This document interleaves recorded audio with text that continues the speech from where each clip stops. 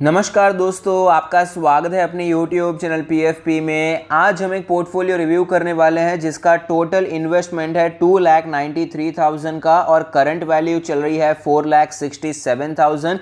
59% का positive gain है, बहुत ही अच्छी बात है। सबसे पहले मैं आपको बता दूं कि ज़्यादातर इन्वेस्टमेंट अगस्त 2020 के बाद हुआ है और 90% फंडामेंटल एनालिसिस के बेसिस पे हुआ है और 10% टेक्निकल एनालिसिस के बेसिस पे हुआ है और लॉन्ग टर्म के लिए सारे शेयर्स में खरीदारी हुई है। तो सबसे पहला स्टॉक है आवास फाइनेंसियर्स। 5 क्वांटिटी है, 2475 के प्राइस पर 12,000 रुपये का निवेश किया है। 1% का लॉस देखने को मिलता है, लेकिन लॉन्ग टर्म के लिए हाई ग्रोथ कंपनी है। हाउसिंग फाइनेंस के बारे में बात करते हैं तो सबसे बड़ी कंपनी HDFC लिमिटेड है, लेकिन दूसरी कुछ कंपनीज के बारे में बात करें तो ऑफकोर्स आवास फाइनेंसियर्स वहां पर एक अच्छा चॉइस निकल कर आता है, जहां पर ग्रोथ बहुत ही अच्छी है। वैल्यूएशन आपको महंगा नजर आता है, लेकिन अगर आप महंगे वैल्यूएशन के साथ कंफर्टेबल हैं तो ऑफकोर्स आप आवास फाइनेंस में निवेश कर सकते हैं।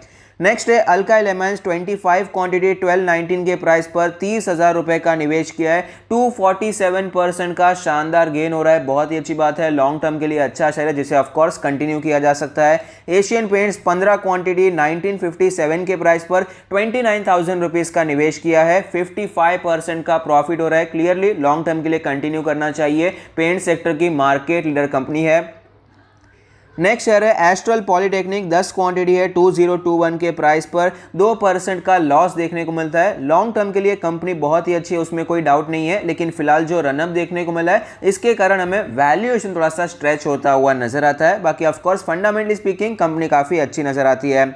नेक्स्ट स्टॉक है बजाज फाइनेंस। 5 क्वांटिटी 3472 के प्राइस पर 17,000 रुपये का निवेश किया है। 100% का प्रॉफिट दिखाई पड़ता है। शेयर ऑलरेडी डबल हो चुका है, बहुत ही अच्छी बात है। लॉन्ग टर्म के लिए क्लियरली इसे कंटिन्यू किया जा सकता है। लार्ज कैप में हाई ग्रोथ वैसे भी बहुत ही कम है, उसमें बजाज फाइनेंस एक नजर आता है जहां पर आपको हाई ग्रोथ और लार्ज कैप की सेफ्टी भी मिल जाती है। नेक्स्ट है ब्लैक रोज इंडस्ट्री। 51 क्वांटिटी है 201 के प्राइस पर 10,000 रुपये का निवेश किया है। 8.5% का लॉस देखने को मिल रहा है। तो डिसेंट कंपनी है, लेकिन मेरे हिसाब से माइक्रो कैप में रिटेल इन्वेस्टर को निवेश करने से बचना चाहिए। एटलीस्ट स्मॉल कैप में चले जाइए, लेकिन माइक्रो कैप जो 1000 करोड़ से भी कम की मार्केट कैप है वहां पर निवेश करने से हम बच सकते हैं।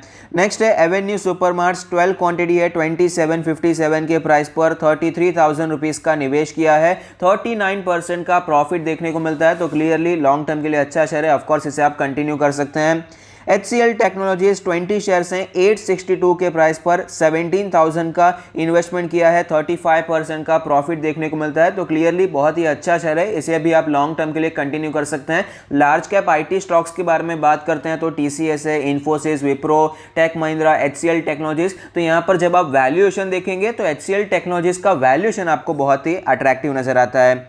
इन्फोसिस में निवेश किया है। 10 क्वांटिटी है 1264 के प्राइस पर 12,600 रुपये का निवेश किया है। 35% का प्रॉफिट देखने को मिलता है, बहुत ही अच्छी बात है, इसे आप कंटिन्यू कर सकते हैं।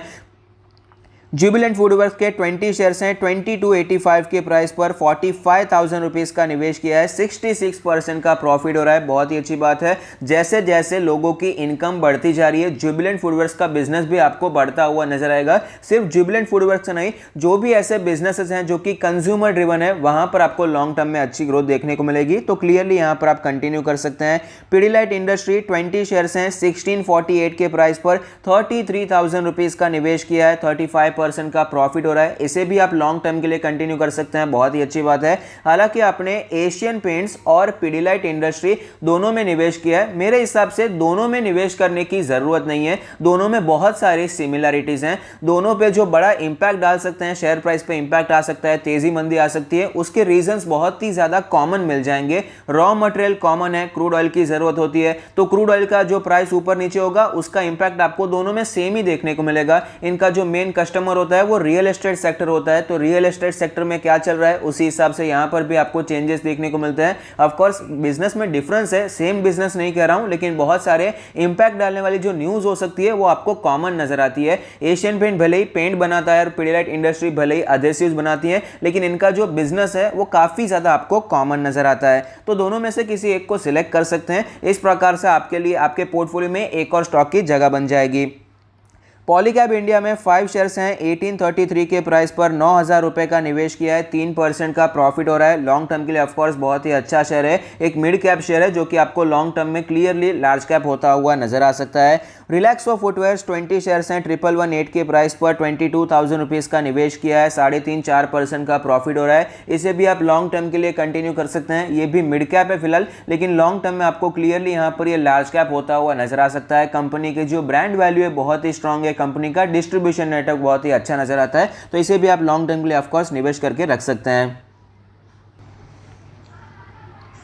तो ओवरऑल आपका पोर्टफोलियो बहुत ही अच्छा नजर आता है, क्वालिटी ऑफ स्टॉक्स बहुत ही अच्छे हैं, लेकिन कुछ स्टॉक्स यहां पर मिसिंग नजर आते हैं। जैसे कि आपने एफएमसीजी सेक्टर में निवेश नहीं किया है। एफएमसीजी में आप कुछ लोग कह सकते हैं कि जुबिलेंट फूडवर्क्स में निवेश किया है, लेकिन जुबिलेंट फूडवर्क्स एक्चुअली क्यूएसआर है, क्विक सर्विस रेस्टोरेंट है। ऐसी कंपनी जो कि प्रोडक्ट्स बनाती है वहां पर आप निवेश कर सकते हैं, जैसे कि एचयूएल है, डाबर है, मैरिको है, बहुत सी कंपनीज है। एफएमसीजी से 1-2 शेयर्स में आप निवेश करने के बारे में सोच सकते हैं। और बैंकिंग सेक्टर में आपने कोई स्टॉक नहीं लिया है, वहां पर आप निवेश करने के बारे में सोच सकते हैं। एचडीएफसी बैंक बहुत ही अच्छा शेयर है, कोटक बैंक है, इनमें से किसी एक को सिलेक्ट कर सकते हैं लॉन्ग टर्म के लिए।